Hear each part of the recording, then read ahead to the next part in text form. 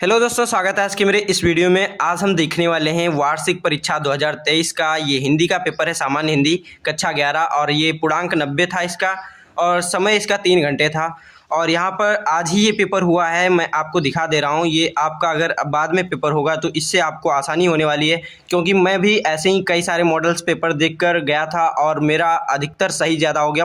पूरा सही था, लेकिन बस टाइम की कमी पड़ गई, क्योंकि 2.5 घंटे का ही पेपर हुआ। ये इस पे टाइम 3 घंटे लिखा हुआ है, लेकिन ये पेपर जो हुआ वो 2.5 घंटे में ही हुआ। तो समय की कमी पड़ गई, लेकिन मुझे ये इसमें सब कुछ आ रहा था, तो मैं आपको बता दे रहा हूँ कि इसका क्या आंसर है। तो यहाँ पर सबसे पहला क्वेश्चन आपका पूछा गया है, चिंतामणि के लेखक हैं। तो आप जानते होंगे चिंतामणि के लेखक आचार्य रामचंद्र शुक्ल हैं। यहाँ पर त्रुटि है कि ये 7 लिखा हुआ है, शुक्ल है ये, आचार्य रामचंद्र शुक्ल।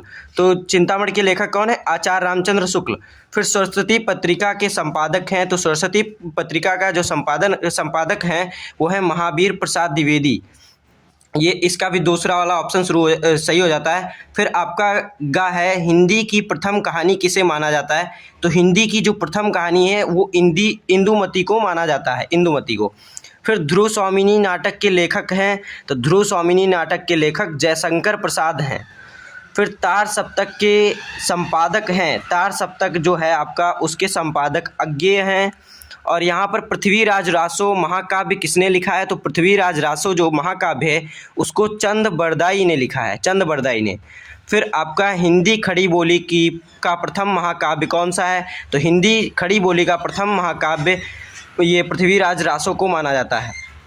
और सूरसागर के रचनाकार जो हैं वो हैं आपके सूरदास।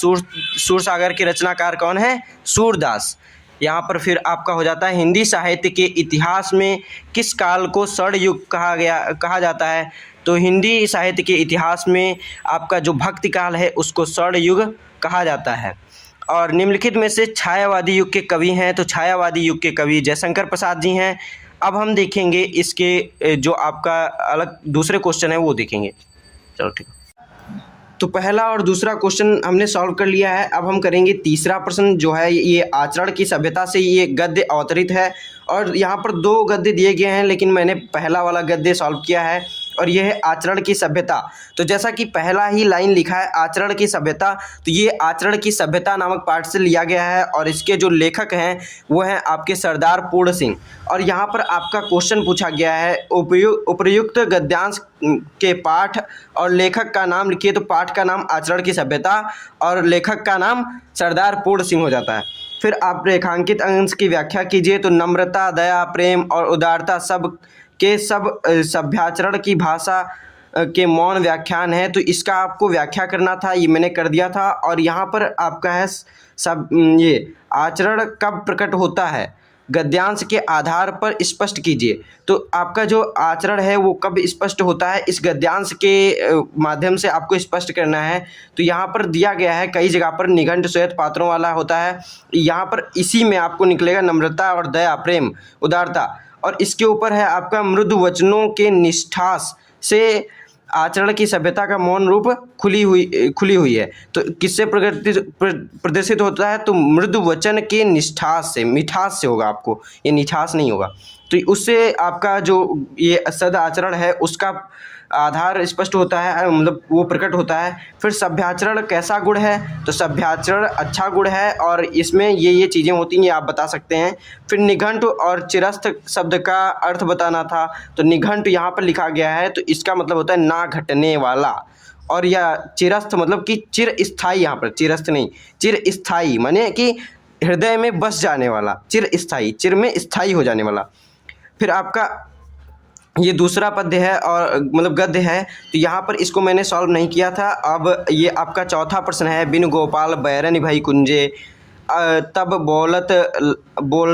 बैलत लगती बन शीतल। ये देखिए गलत लिखा हुआ है, तो यहाँ पर थोड़ा सा त्रुटि वाला ये क्वेश्चन पेपर है, ज़्यादा सही पेपर नहीं था, लेकिन ये पेपर इस तरीके से आपके पास भी पेपर पूछा जा सकता है। और इसमें यहाँ पर आपको जो अंडरलाइन क्वेश्चन वो रेखांकित अंश की व्याख्या करना है वो भी नहीं था, लेकिन बताया गया था स्कूल में कि यह उधो कहीं यहाँ से यहाँ तक का आपको ये रेखांकित अंश की व्याख्या करनी थी।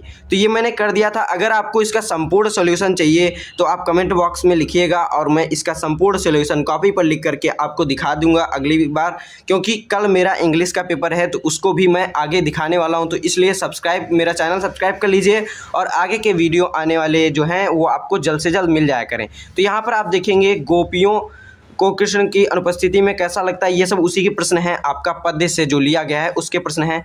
फिर आपका दूसरा पद्य दिया गया है और उसमें भी आपका छोटे छोटे क्वेश्चंस दिए गए हैं, कोई ज़्यादा कठिन नहीं है, लेकिन आप अगर पढ़े रहेंगे और इन क्वेश्चंस को सॉल्व करे रहेंगे तो आपको पेपर में आसानी होने वाली है। तो आप जितने भी मॉडल पेपर में डालता जा रहा हूँ वीडियोस, उनके आप देखते जाइए और इससे आपको बहुत ही आसानी होने वाली है। तो आगे आपको इनका जीवन परिचय, कुछ लेखक दिए गए हैं, लेखकों के नाम, उनका आपका साहित्यिक परिचय जो है, यहाँ पर चरिचय लिखा है, चरिचय नहीं परिचय है। तो यहाँ पर आपका ये पद्य से चौथा प्रश्न जो था उसके अथवा में एक और प्रश्न यहाँ पर दिया गया है, जब मैं था तब हरि नहीं, अब हरि है मैं नहीं। यानी कि जब घमंड था तब हरि नहीं थे, यानी कि भगवान नहीं थे, यानी कि श्री कृष्ण का वास नहीं था हमारे हृदय में। और जब कृष्ण यानी हरि यानी विद्या यानी ज्ञान जब हमारे पास मिल गया, तब ये जो मैं था, मैं का अहंकार नामक जो शब्द है वो नहीं है अब।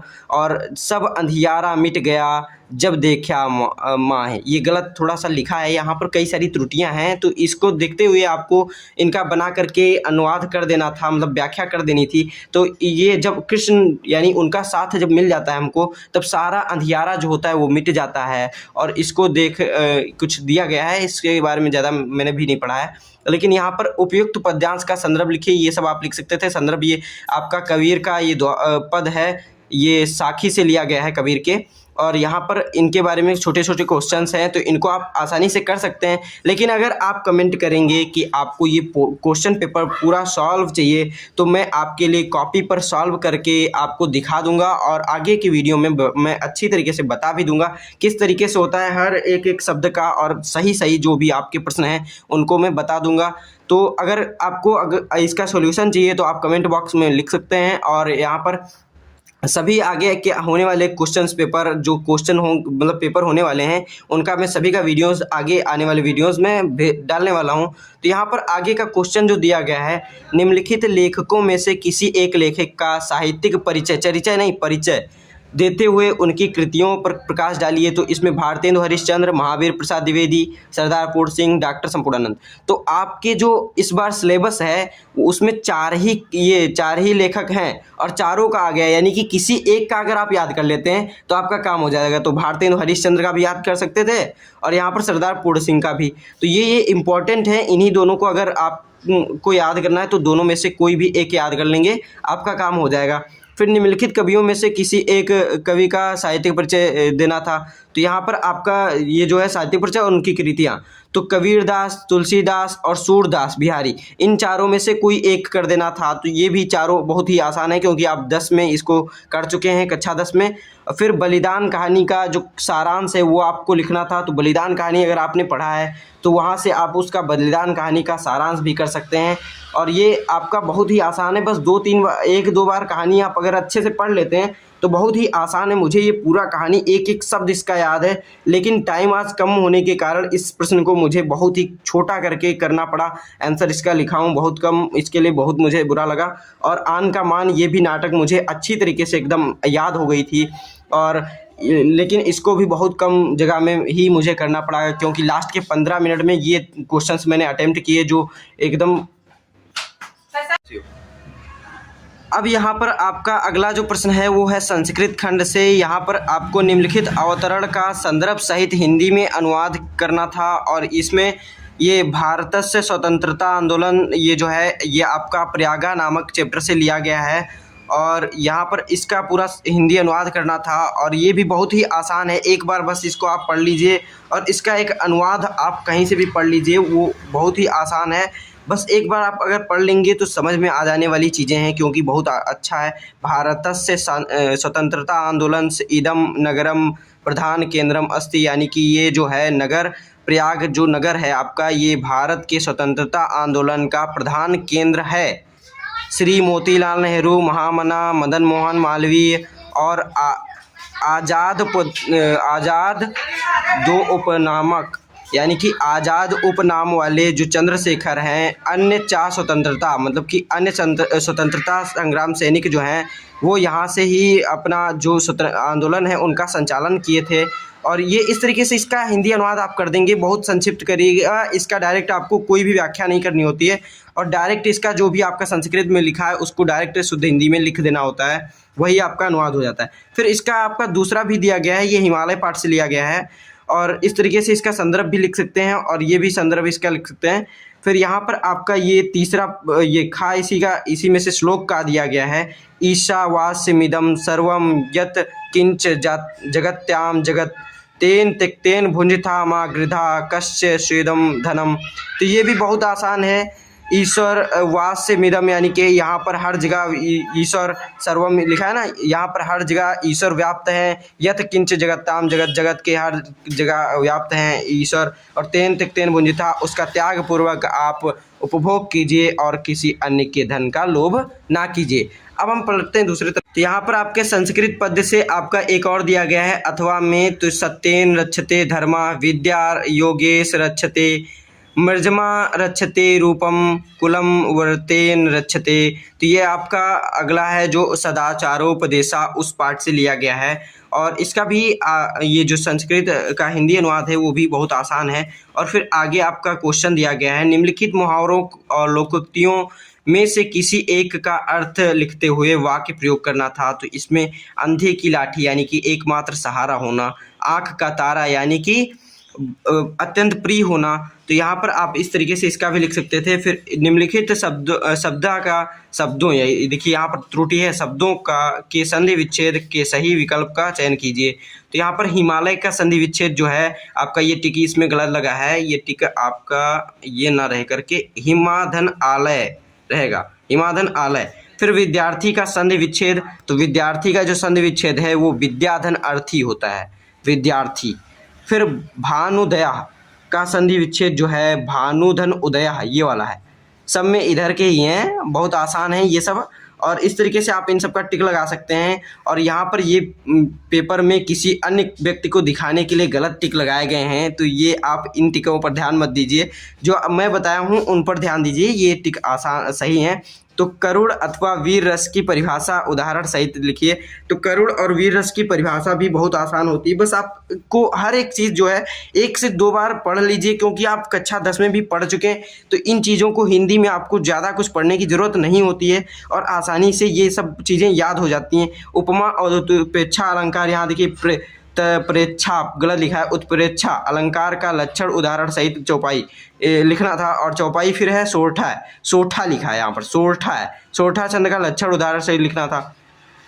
फिर इंटरमीडिएट कॉलेज के प्रबंधक, यहाँ पर इंटरमीडिएट कॉलेज के प्रबंधक को लिपिक के रिक्त पद हेतु नियुक्ति के लिए एक आवेदन पत्र लिखना था। जो आपका लिपिक का पद रिक्त स्थान है वो, उसके लिए प्रबंधक को आपको आवेदन पत्र लिखना था, और उसमें उनको आपकी नियुक्ति कराने के लिए प्रार्थना करनी था, मतलब आवेदन पत्र देना था। फिर अपने क्षेत्र की नालियों, इसका अथवा में एक और पत्र है। तो ये पत्र जो है आप आसानी से बना के लिख सकते हैं, क्योंकि आप अभी तक पत्र लिखते आए हैं, बहुत कक्षा 6 या 5 से लिखते आए हैं, तो उन पर आपको सब अच्छी तरीके से पता हो चुका है कहाँ पर क्या लिखना है। तो इस तरीके से आप इसको लिख सकते हैं आसानी से। फिर आपका निबंध लेखन है, ये अंतिम क्वेश्चन है आपका। यहाँ पर निबंध लेखन में मेरा प्रिय कवि पर्यावरण एवं प्रदूषण की समस्या का समाधान, ये तो इस तरीके से ये मतलब आपके निबंध दिए गए हैं। तो इस क्वेश्चन को भी मैंने अंतिम में अटेम्प्ट किया था, तो ये भी बहुत कम ही पेज में मैं लिख पाया हूँ। और ये आपका ये जो एग्ज़ाम था ये आपका स्कूल का एग्ज़ाम था, तो कोई ज़्यादा इम्पोर्टेंट भी नहीं था, लेकिन बोर्ड के लिए अगले साल के लिए अच्छी तैयारी करना है। तो चलिए मिलते हैं अगले पेपर के लेकर के, तो तब तक के लिए धन्यवाद।